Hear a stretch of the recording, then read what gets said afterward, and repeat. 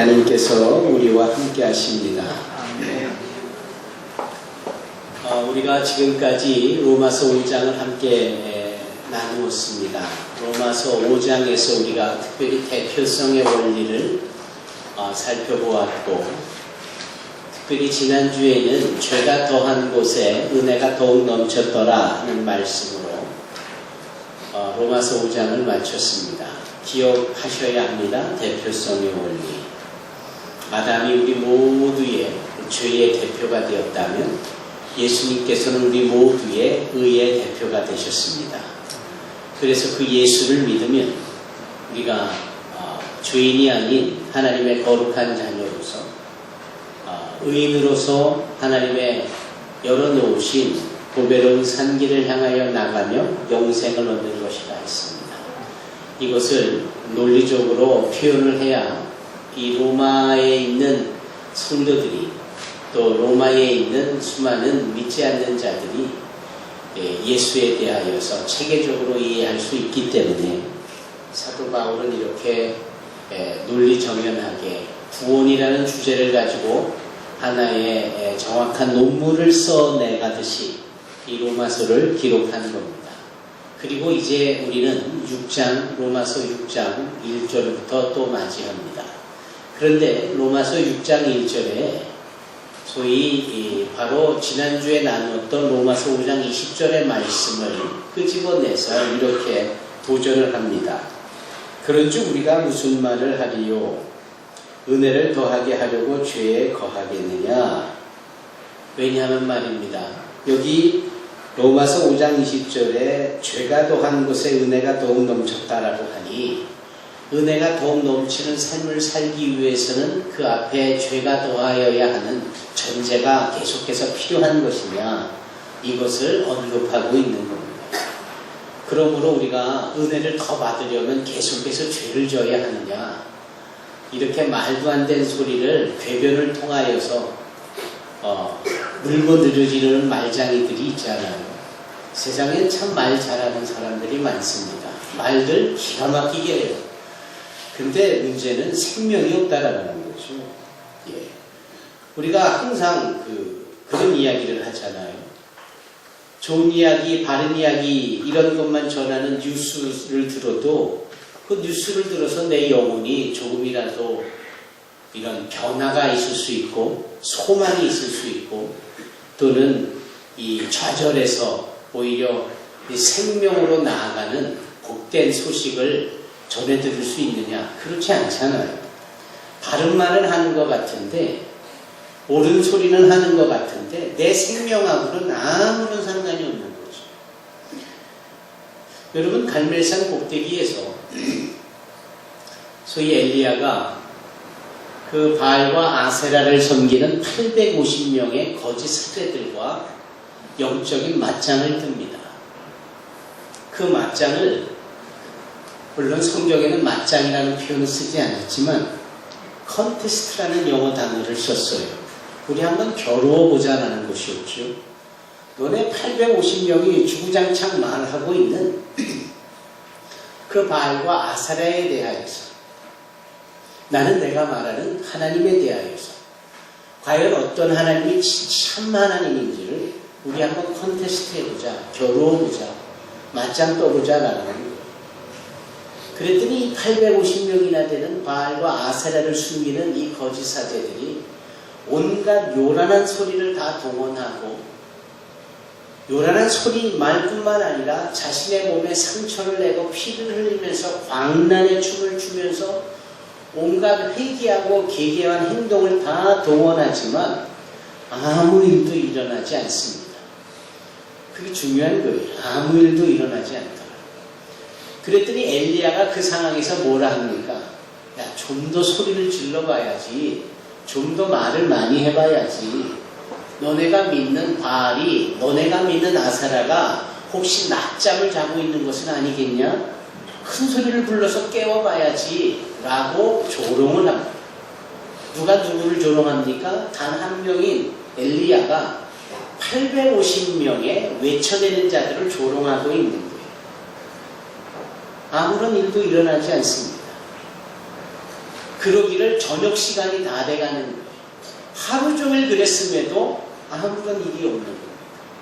이제 저녁 소재가 되어질 즈음에, 즉 엘리야의 차례가 됐을 때 엘리야가 단 3문장으로 기도를 합니다.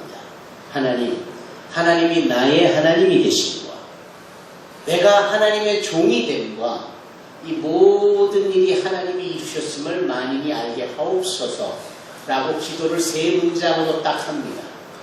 그걸 외친 것도 아니고 시끄러운 소리도 아닙니다. 나지막하나 분명한 생명력 있는 고백이고 선포입니다. 바로 그럴 때 하늘에서 여호와의 불이 내려오지를 않습니다. 그 여호와의 불이 내려와 준비한 젖은 땅을 태우고 젖은 땅 위에 있는 돌들을 태우고 돌 위에 채워진 제단을 태우고 제단 위에 태워진 재물을 태우고 소리가 말이 사람을 변화시키거나 철학이나 논리정연한 말장이들의 말이 사람을 구원해내는 일은 결코 없습니다. 짧지만 단순하지만 하나님과의 기도 가운데에 하나님의 이름을 외쳐 부르는 가운데 거기에 생명의 역사가 있는 것이고 거기에 생명의 은혜가 나타나는 겁니다. 이런 말장이들의 특징은 성경 말씀을 제대로 이해하지 못하면서도 너무 쉽고 함부로 말을 하면서 성경을 이렇게 저런 식으로 해석을 하고는 합니다. 그리고 그네들의 특징 중에 하나가 이런 거죠. 성경을 문자적으로 해석하는 거예요. 그래서 죄가 더한 곳에 은혜가 더욱 넘쳤다라 하니 은혜가 더욱 넘치는 것을 경험하려면 죄가 더욱 넘쳐야 되는, 즉 죄를 져야만 하는 그런 삶을 살아야 하느냐라고 딴지를 걸듯이 얘기한다라는 겁니다. 적어도 많이 배우고 학문과 철학을 안다라는 사람들의 특징이 바로 그런 것이었기 때문에 그 당시 그 시대에 가장 그러한 사람들이 많이 모여진 곳이 바로 로마이기 때문에 이런 로마서 5장까지의 말씀을 읽었다면 능히 사람들이 그런 생각을 가질만 하겠다라고 여겨지는 사도 바울은 성령의 감동이 되어져 6장의 말씀으로 이렇게 표현하는 겁니다. 그런즉 우리가 무슨 말을 하리요? 은혜를 더하게 하려고 죄에 거하겠느냐? 그럴 수 없느니라. 그게 말이 안 된다라는 것이죠.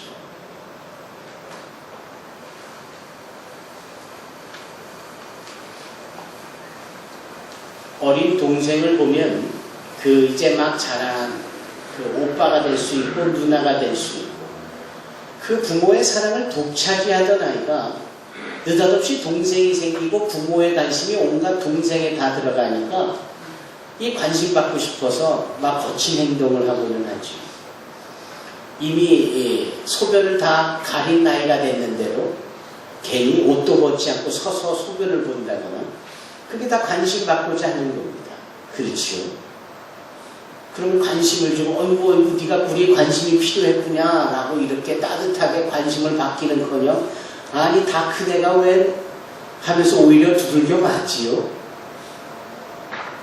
죄인이었다가 하나님의 은혜를 힘입어서 이제 의인이 되었으면 이제 의인답게 사는 길만이 남았는데 그 의인이 되어졌다는 것에 대하여서 또 죄를 지음으로 또 한 번의 의인이 되어진 것을 체험해보겠다라고 하는 이 생각 자체가 얼마나 철없는 생각이고 철없는 행동입니까? 그것이 우리 주님의 궁율과 자비를 일으킬까요? 어찌 옛사람의 구습을 벗어버리지 못한 채 동일한 옛사람의 모습을 행하느냐 오히려 책만 받게 되겠지요.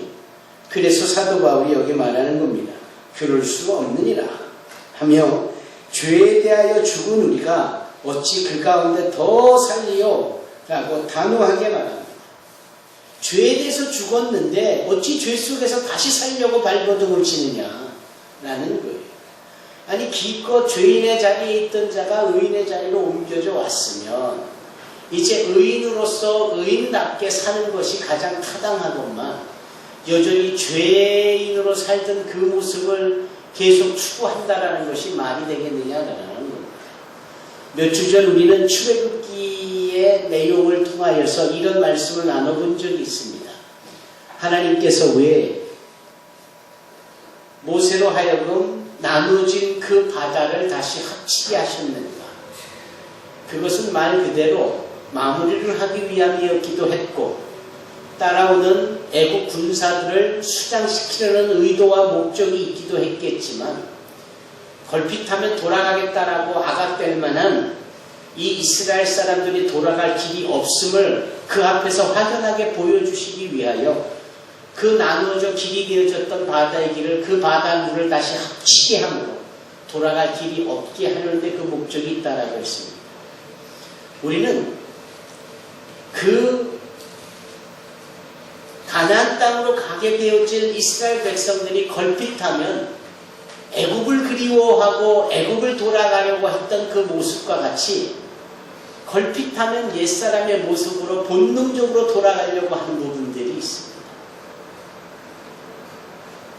이렇게 예배를 잘 드려가도 방학을 하는 사람도 있는가 하면, 몇 주 보이지 않는 사람이 있는가 하면, 대부분 그런 거예요. 다시 옛사람으로 예전에 행한 대로 돌아가려는 묘한 희소 본능이 있는 거죠. 희귀 본능이 있는 거예요. 뭐 연호도 아니고. 왜 그래야만 합니까?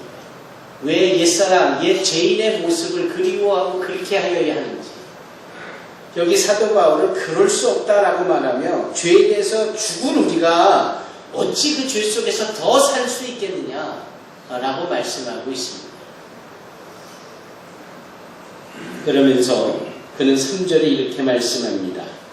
그리스도 예수와 합하여 세례를 받은 우리는 그의 죽으심과 합하여 세례를 받은 줄을 알지 못하냐. 이 세례라는 것은 말입니다, 죽음을 의미하는 거예요.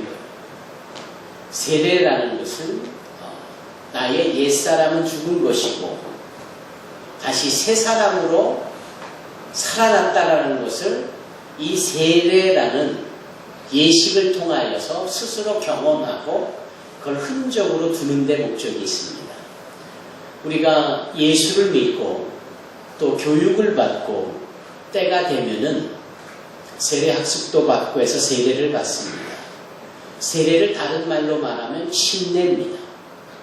다 동일한 말이기도 하지만 경우와 상황에 따라서 간단하게 침례를 받아야 될 필요가 있을 때는 약식으로 물을 이마에 뿌려주고 물 몇 방울을 머리에 뿌려주는 걸로 세례를 대신할 수 있습니다. 여러분, 초대교회 때 예루살렘에서 사도 베드로가 설교하고 말씀을 전할 때 3,000명, 5,000명이나 되는 사람이 예수를 믿고 그 즉시 세례를 받았습니다. 5,000명이 소위 세례를 받을 만큼 물이 풍부했거나 또는 세례 받을 만한 풀과 같은 연못과 같은 것이 있었거나 하는 상태가 아님에도 불구하고 3,000명이 5,000명이 세례를 받았다라는 것은 소위 약식 세례를 의미합니다. 그래서 예수님께서 세례 요한에게 받으신 것이 당신의 몸을 아예 요단강에 푹 잠기어 물 아래 잠기었다가 다시금 올라오는 침례였다 할지라도 그 침례와 같이 우리가 세례를 통하여서도 침례받았다라고 말할 수 있는 겁니다. 무슨 침례교단만 침례라는 단어를 쓰지 않습니다. 저희 교회도 장로교회이지만 세례를 할 때마다 반드시 침례를 합니다. 조금만 신경 쓰면 침례할 장소를 찾을 수 있고 성경적으로 예수님처럼 온몸이 물에 완전히 잠길 수 있을 수 있는 장소를 쉽게 얻을 수 있기 때문에 이왕이면 침례를 하자라는 것이죠. 침례와 세례는 같은 단어입니다. 그것은 형식의 불가에 따라서 달라질 수 있는 것이지 원래의 목적과 뜻은 동일합니다. 다만 침례와 곧 세례는 무엇을 의미하느냐가 중요합니다. 그 의미가 바로 나의 옛사람은 죽고 새 사람이 되었다라는 것이. 사람이 물에 들어가서 머문다, 숨을 못 쉬는 것, 이게 세례의 의미인 것이죠. 죽음을 의미하는 것입니다. 그래서 출애굽을 한 이스라엘 백성들이 한꺼번에 그 홍해 바다에 나누어진 길을 건너는 것도 한꺼번에 세례를 받는 것을 의미합니다. 하나님이 택하셔서 당신의 백성 되어진 자들을 인도하시며 그에게 옛사람은 죽고 이제 새 사람이 되었다라는 것을 예표하는 예식이 세례일 때 출애굽에 한 이스라엘 백성들까지도 한꺼번에 세례를 받는 것을 이 홍해 바다를 건너며 이루게 하셨다라는 거예요. 그래서 오늘날 우리는 이 예언부 학생이 되어지면 그때부터 세례를 받도록 우리가 교육하고 또 세례에 참여토록 하고 세례를 받고 난 후에 비로소 옛사람에 대하여 죽고 새 사람이 되어진 것에 대하여 인식한다라는 측면에서 그렇게 자격을 주어진 자들이 성찬에도 참여할 수 있게 하는 겁니다. 그래서 내가 아직 세례를 받지 않았다면 성찬과 같은 예식에도 참여하지 않는 이유가 되는 것이죠. 사랑하는 성도 여러분, 여기 사도 바울은 세례에 대하여서 옛사람은 죽고 새 사람으로 산다라는 것을 여기 표현하고 있습니다. 다만 한 가지 중요한 것이 있다면 그 옛사람은 죽고 새로운 사람이 되어졌다라는 이 세례를 그냥 하는 게 아니라 예수님과 더불어 연합하여 했다라고 말하는 거예요. 예수님과 더불어 연합했다. 그래서 예수님과 더불어 연합했으면 그분이 십자가에 못에 박히어 십자가에 달려 죽으셨던 바로 그런 것처럼 나 역시도 옛사람은 완전히 죽은 것이고 예수님께서 다시금 부활하셔서 살아나셨다라는 것 때문에 나는 연합한 예수님으로 인하여서 죽어도 다시 살고 죄인이 아닌 의인으로 다시 살고 바로 이것이 사도 바울의 이 대표성의 원리가 아닌 연합성의 원리로 오늘 로마서 6장 1절로 4절에 말씀하고 있는 겁니다. 여러분 저를 한번 따라해 봐 주시겠습니까? 연합성의 원리. 대표성의 원리 할 때도 그 부분을 함께 따라 하셨었죠. 오늘은 연합입니다. 하나님, 즉 주님과 연합이 됐어요. 그분의 연합은 그분과의 연합은 그래서 그분이 죽을 때 나도 죽는 겁니다. 그분이 사실 때 나도 다시 사는 거예요. 그것을 믿기 때문에 우리가 세례를 받는 것이고요. 그럼에도 불구하고 여전히 죽어진 옛 죄인의 모습으로 다시 살겠노라고 하는 이 모습이 얼마나 무의미하고 얼마나 가치 없는 일이냐 이것을 말씀하고 있는 것이 오늘 본문의 내용입니다.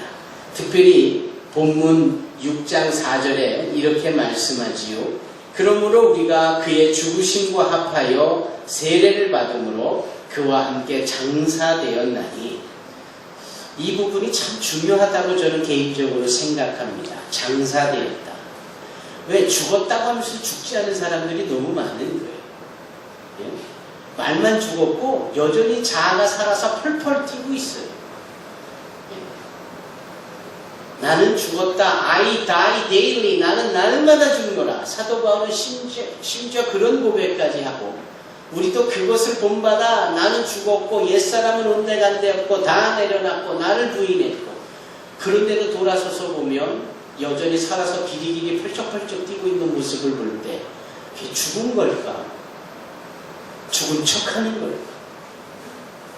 여기 바울은 그 죽음이라는 단어를 한 단계 더 발전시켜서 아예 장사되었다라고 하죠. 장사되어졌다는 것은 뭐야? 땅에 묻힌 걸 의미하는 겁니다.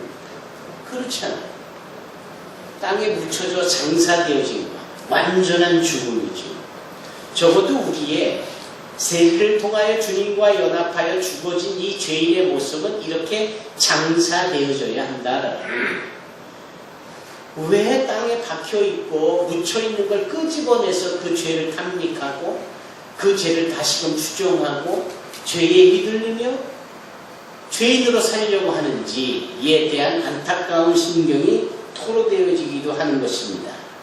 그와 함께 장사되었나니 이는 아버지의 영광으로 말미암아 그리스도를 죽은 자 가운데서 살리신과 같이 우리로 또한 새 생명 가운데서 행하게 하려 합니다. 우리의 연합은, 우리가 예수님과 합하여진 연합은 결국은 어떤 유익과 확증이 우리에게 주어지느냐? 여기 말하고 있는 새 생명 가운데서 행하게 하려 합니다. 이 부분이 오늘 본문 말씀의 핵심이고 주제입니다. 새 생명 가운데서 행하게 하려 합니다. 새 생명 가운데서 행하게 하려 합니다. 저는 지난 주일날 이렇게 예배를 마치고 바로 출국을 했습니다. 그래서 북동부 인디아의 나가랜드 옆에 아쌈이라는 주에 방문을 했습니다. 그 방문을 하게 된 이유는 약속 때문이었어요. 그 약속은 무엇이냐면 우리가 집중하고 있는 나가랜드에 그 디마풀이라는 도시에 우리 한국에 한 170만 명의 이주민이 와 있는 것처럼 거기에도 한 40여만 명의 이주민들이 와 있습니다. 그런데 알다시피 나가랜드가 대단히 기독률이 높아 거의 100%를 육박하는 특이한 지역 아닙니까? 그런데도 그렇게 여기저기 교회가 많이 있음에도 모두가 다 크리스찬임에도 자기네들의 품에 찾아온 40만 명의 이주민들에 대하여서 관심이 없는 겁니다. 그네들에 대하여서 어떠한 선교적 의미를 부여하지도 않고 아예 어떠한 관심이나 섬김도 없는, 그러니까 참 모순이죠. 마치 25년 전 한국이 그랬듯이 이주민들이 찾아오기 시작하는데 한국 교회가 관심을 안 두었던 모습과 동일한 겁니다. 아시다시피 우리가 함께 사역하는 위기국제선교회는 이주민 선교 훈련 학교뿐만 아니라 이주민 선교에 대해서는 자타가 인정하는 전문단체이다 보니 나가랜드에 진출한 이유도 하나님의 관점에서 보면 그곳에 와 있는 이주민들에 대해서 이해하지 못하는 나가랜드 교회에 대한 이 선교 전략을 나누고 참여시키는데 그 목적이 있는 것이 분명하지 않겠습니까? 그래서 2007년부터 서서히 이주민 선교에 대해서 미션 나가대회와 함께 그 일을 조금씩 진행해 왔는데 2년 전에 아주 구체적인 열매를 맺게 됐습니다. 그 열매가 뭐냐 하면은 그곳 디마풀이라는 도시에 40여만 명의 이주민들이 와 있는데 그 이주민들 나름대로 신앙생활을 영위하고 그 신앙생활을 영위하고 있는 즈음에 그들의 지도자급들이 있는데 이 사람들을 저희 위기가 함께 초청을 하여 한 자리에 모여진 적이 있었습니다. 그리고 이들에게 이주민 선교와 하나님의 뜻에 대하여서 함께 상고하고 나누면서 이 이주민들이 가지고 있는 선교적 잠재력과 가능성에 대해서 함께 뜻을 모으고 소위 NIN, 나가랜드 인터컬처럴 네트워크이라는 이 연합체를 구성을 하게 됐습니다. 그 중에 가장 열심히 있어 보이는 모하메드 카잘 우딘이라는 청년이 있었는데 물론 결혼한 분이죠. 이름에서 느껴지듯이 그 사람은 모슬렘이었습니다. 그런데 모슬렘이었던 이자가 예수를 믿고 신학을 하고 목사가 되어줘서 그 나가랜드 이주민들 가운데 모슬렘들만 대상으로 크리스찬화되게 하기 위하여서 열심히 사역하는 친구입니다. 그렇게 모슬렘들이 예수를 믿어서 바뀌어진 신분의 사람들을 특별히 미아 부족이라고 말합니다. 그 미아 부족이라는 것은 좋은 뜻에서의 이름이 아니라 눈 크게 뜨세요 여러분. 선교를 말하면 눈을 감는 이유를 미아 부족이라는 뜻은 일부러 격하시키고 비하시키어 부르는 이름이에요. 그러니까 미아라는 것은 마치 낙인이 찍혀지는 거예요. 하지만 그들은 낙인이 찍혀져도 모슬렘에서 크리스찬이 되어진다는 것에 목숨을 겁니다. 그런가 그가 열심히 사역하면서 아쌈주에 자기 부인인 가로 부족이 살고 있는 마을에 학교가 없어서 학교를 하나 지으려고 하는데 위기에서 꼭 와서 축하해주고 개원 예배를 드려줬으면 좋겠다. 이렇게 요청을 해왔고 그 약속을 하게 되어졌습니다. 그래서 그 약속을 지키기 위해서 제가 여러 코나의 일도 있고 위기의 일도 있고 그래서 다 함께 모아서 이때 시간을 아끼고 후다닥 다녀오는 거죠.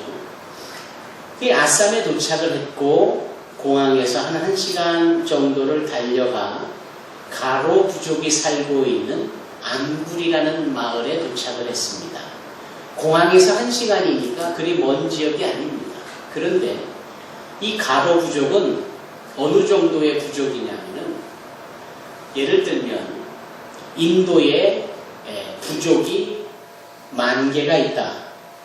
10,000개 부족이 더 많지만 10,000개 부족이 있다 그러면은 가로 부족이 차지하는 그 수준이나 인정받는 그 랭크되어 있는 그 위치가 어느 정도냐 하면은 한 9,998 부족 정도 됩니다. 그러니까 형편없이 소외되어지고 형편없이 어렵게 사는 사람들이죠. 근데 제가 가보니까 정말 깜짝 놀라는 것이 제가 처음 알게 되어진 사실인데 그 북동부 인디아가 전체 인도 본토에 비하여 기독률이 높거든요. 그런데 이 북동부 인디아에서 복음을 가장 먼저 전해 듣고 예수를 믿은 부족이 있었는데 그 부족이 바로 가로 부족이라는 거예요.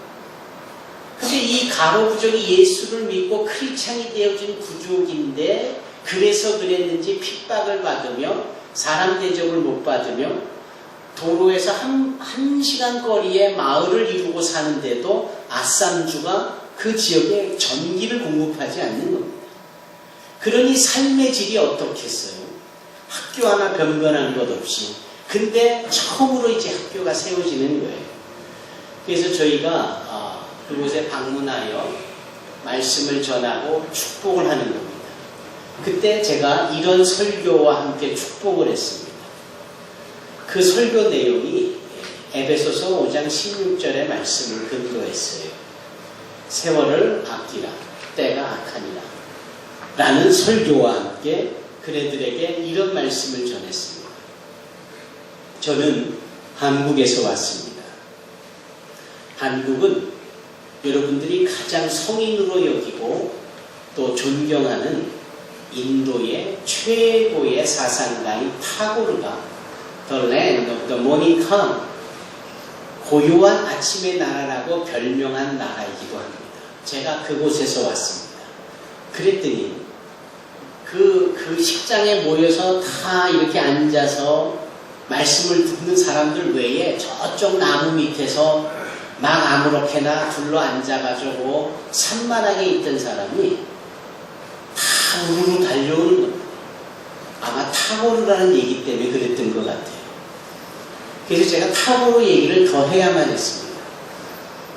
저는 어릴 때에 타고르가 쓴 책 기탄잘리를 읽고 대단히 감동을 받았습니다. 그랬더니 이 인디안들이 그냥 눈이 반짝반짝해지는 거예요. 제가 그 기탄잘리에서 어느 청년의 이야기를 듣고 지금도 감동인데 그 이야기를 전하려고 합니다. 했더니 모두가 다 집중하여 얘기를 듣기 시작합니다. 그 이야기인즉슨 어떤 청년이 흐르는 시내 강가에 뚝에 앉아서 돌을 하나씩 집어들어 흘러가는 강물에 던집니다. 던지고 파장을 일으키고 사라지면 또 돌을 집어 던지고 또 파장을 일으키고 그러면서 시간이 흘러 해가 뉘엿뉘엿 넘어가 캄캄해지기 시작합니다. 이제 이 청년이 돌아가고자 할 때 한 번 더 마지막으로 돌을 주워다가 던지려고 합니다. 바로 그 순간에 그는 그 던지려고 했던 돌이 아니라 황금 덩어리였다는 사실을 발견합니다. 아, 불사. 지금까지 던진 게 돌이 아니라 다 황금 덩어리였습니다. 그리고 마지막 순간에 그것을 알아차렸을 때는 자기 손에 쥐어진 황금 하나 외에는 남은 것이 없었습니다. 타고르가 이 기탄 잘리를 통해서 말하고 있는 내용은 무엇입니까? 사람들은 너무나도 인생을 허비하면서 삽니다.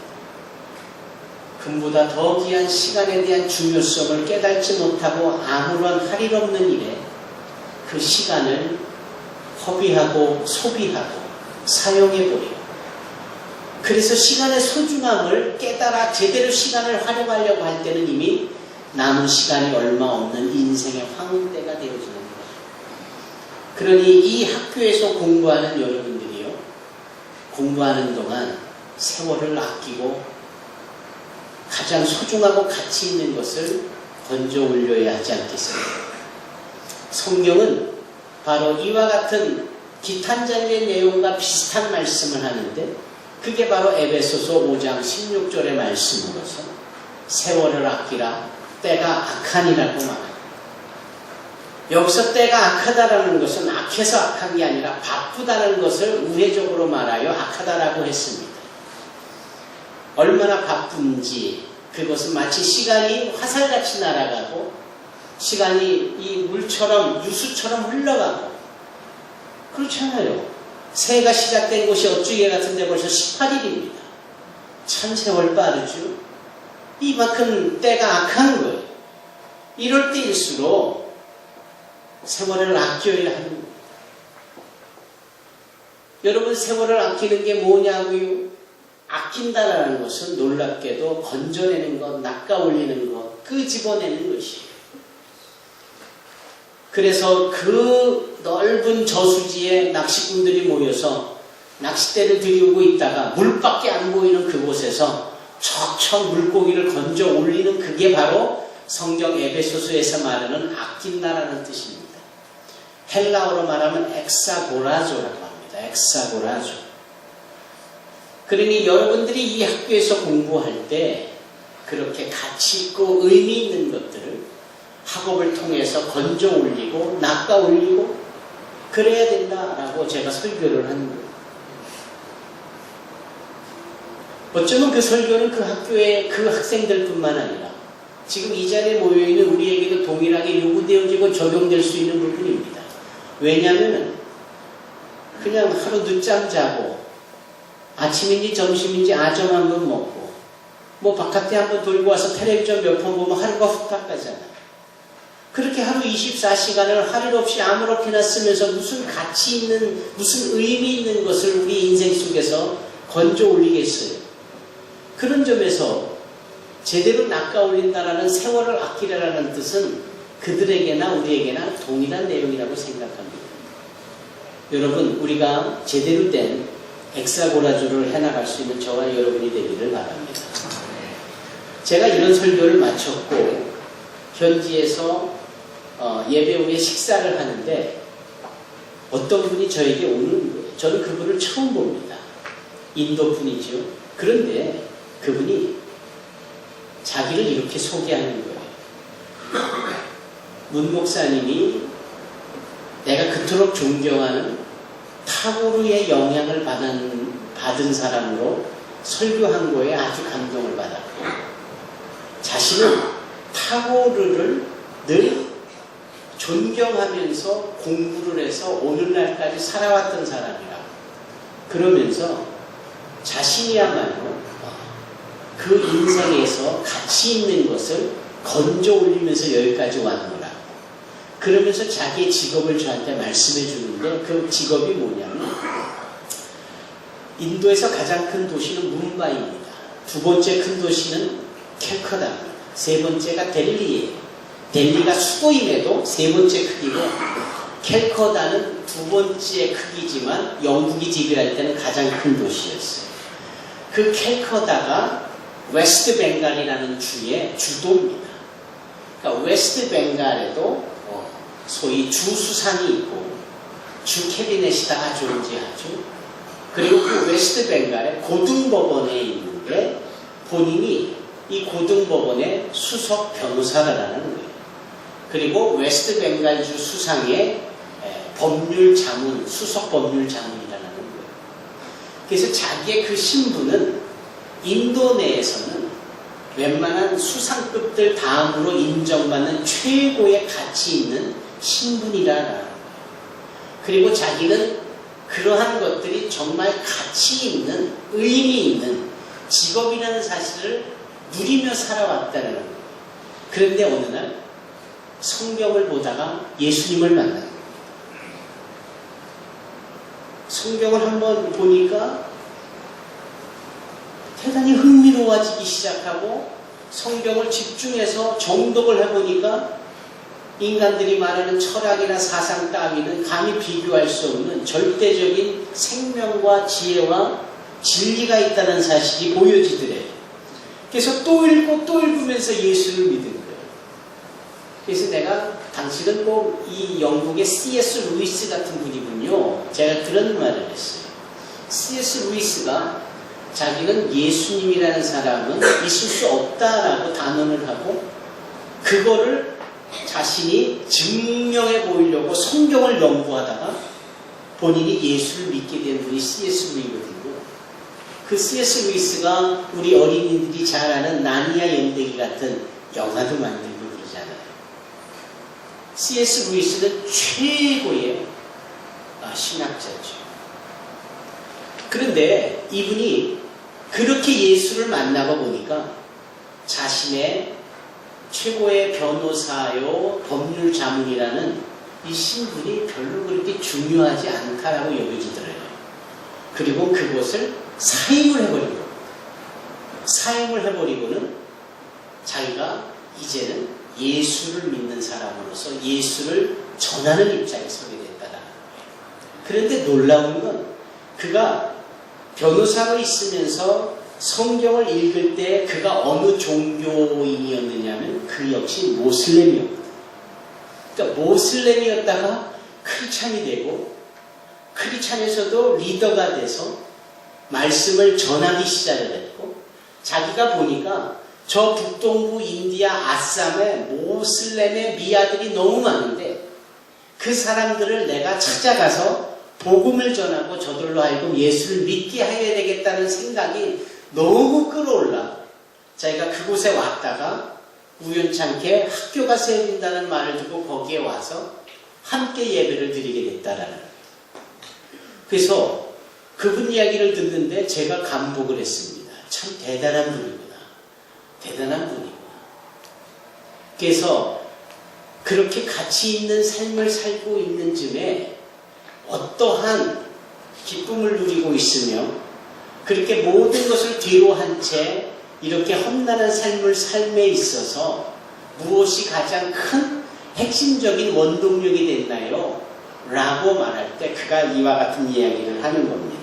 새 생명 가운데서 행하게 하려 합니다. 자기는 새 생명이 되어졌는데 새 생명을 가지고 사는 사람으로서 당연히 이와 같은 일을 해야 되지 않느냐라는 거였어요. 저는 그분들에게 영향을 끼치러 갔다가 제가 영향을 받고 왔어요. 아 정말 대단한 사람이다. 아 정말 귀한 사람이다. 진정 새 생명 가운데 행하는 사람이다. 그러면서 정말 새 생명 가운데 행하는 것이 뭘 의미하는지를 새삼 확인하게 됐고 확신하게 되어졌습니다.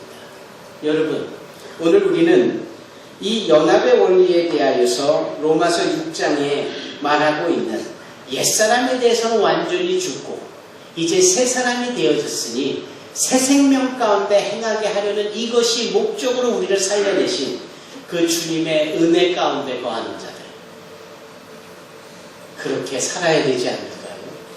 좌우에 계신 분들과 앞뒤에 계신 분들에게 이렇게 한번 축복하십시다. 우리 함께 새 생명 가운데 함께 행하십시다.